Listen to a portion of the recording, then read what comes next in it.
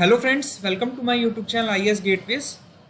जैसा कि सभी स्टूडेंट्स को पता है, जो एसएससी जेई टायर 1 का रिजल्ट है वो ऑलरेडी एसएससी ने डिक्लेयर कर दिया था और एसएससी जेई मेंस का एग्ज़ाम होने वाला है। उसकी डेट अभी तक एसएससी ने रिलीज़ नहीं की है और जो स्टूडेंट्स एसएससी जेई मेंस के लिए क्वालिफाई किए हैं उनके लिए एक इम्पॉर्टेंट प्रिपरेशन टिप है जो कि मैं सजेस्ट करना चाहूँगा उन स्टूडेंट्स के लिए जो प्रिपरेशन कर रहे हैं, बिकॉज मेंस में आपके मार्क्स जो है वही आपका फाइनल सिलेक्शन डिसाइड करेंगे।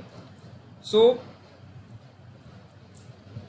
जो स्ट्रेटजी है दैट इज़ रिलेटेड कि आप जो क्वेश्चंस प्रैक्टिस कर रहे हैं मेंस के लिए वो आपको किस अप्रोच से प्रैक्टिस करनी है, कैसे प्रैक्टिस करनी है।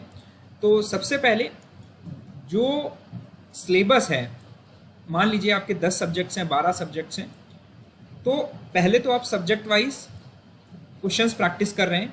सोर्स कई सारे हो सकते हैं आपके कोचिंग के, जो पीछे दिए होते हैं बुक्स में दिए होते हैं, जो चैप्टर वाइज क्वेश्चंस हो सकते हैं। बहुत सारे सोर्सेज हैं, प्रीवियस ईयर के क्वेश्चंस भी आप प्रैक्टिस करते हो।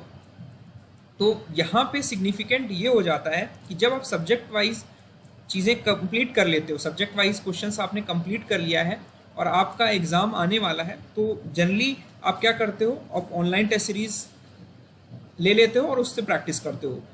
उससे पहले एक आपको चीज़ ध्यान रखनी है।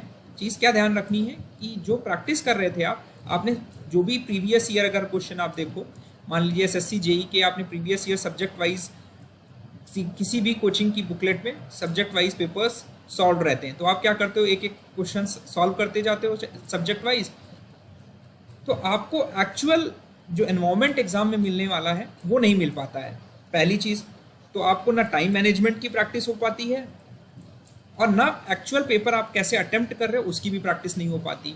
तो कहीं ना कहीं अदर देन टेस्ट सीरीज आपको जो चीज़ ध्यान रखनी है वो ये ध्यान रखनी है कि जब आपने सब्जेक्ट वाइज सारे सब्जेक्ट्स कवर कर लिए हैं, क्वेश्चन प्रैक्टिस के हिसाब से सारा कंटेंट रिवाइज कर लिया है, तो उसके बाद आप क्या करो, एसएससी जेई मेंस का अगर आप एग्ज़ाम लिखने वाले हो तो लास्ट 5 ईयर्स यानी 2015 से अगर मान लें 2015 का as it is paper download करो, उसका प्रिंट आउट लो और आप खुद से पेपर को सॉल्व करो, लाइक कि आप वो पेपर दे रहे हो, भले ही आपने उसके क्वेश्चंस लगा रखे हो।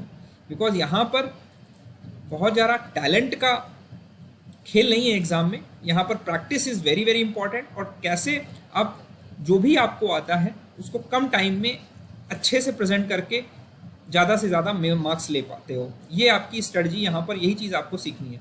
तो लास्ट 5 ईयर्स पेपर्स आप डाउनलोड करो, उसको फुल लेंथ पेपर समझकर आप ये मानते हो कि आपका यही पेपर है जो आने वाला है, उसको 2 घंटे बैठकर सॉल्व करो। उसके बाद सॉल्व करने के बाद आप खुद से एनालाइज करो कि किस क्वेश्चन में आपकी क्या गलती हो रही है, आपने क्या अटेम्प्ट करने में गड़बड़ी की है या आपने क्वेश्चन सिलेक्शन प्रॉपर नहीं किया। तो ये सारी चीज़ें आप ध्यान रखते हुए अपनी गलतियां आइडेंटिफाई करो और जब नेक्स्ट टेस्ट दो तो उन मिस्टेक्स पर फोकस करो कि ये मिस्टेक्स आपकी दोबारा नेक्स्ट पेपर में नहीं होनी चाहिए। तो ये एटलीस्ट 4-5 ईयर्स के आपको पेपर्स खुद से प्रैक्टिस करके लिए, सेल्फ एनालिसिस के लिए बहुत बहुत इंपॉर्टेंट है। और अब आती है टेस्ट सीरीज़ की बात। तो टेस्ट सीरीज़ में भी अब आपने खुद से 5 साल के पेपर्स लगा लिए हैं, अब बिकॉज QCAB सिस्टम आ गया है, तो जो भी आप टेस्ट सीरीज दे रहे हो, ठीक है, तो वहां पे टेस्ट सीरीज देना इज नॉट सिग्निफिकेंट। टेस्ट देने के बाद आप खुद का एनालिसिस करिए, आपको कॉपी चेक होकर तो मिल जाती है, बट अगर आप खुद से एनालाइज नहीं करोगे कि आपने कहाँ कहाँ गलतियां की, तब तक आपका फर्दर इम्प्रूवमेंट नहीं होगा। अगर आपको लगता है कि कंटेंट एडिशन करने की ज़रूरत है तो आप वो टॉपिक्स आइडेंटिफाई करो जिसके क्वेश्चंस आपको नहीं बने, वो टॉपिक्स आप कवर करो, ठीक है, कहाँ कहाँ गलतियाँ हुई वो आप आइडेंटिफाई करो। तो इस तरह आप स्टेप बाय स्टेप चलोगे तो आपको इम्प्रूवमेंट देखने को मिलेगा। नेक्स्ट वीडियोज़ में मैं फर्दर कुछ चीज़ें डिस्कस करूँगा। Thank you and all the best.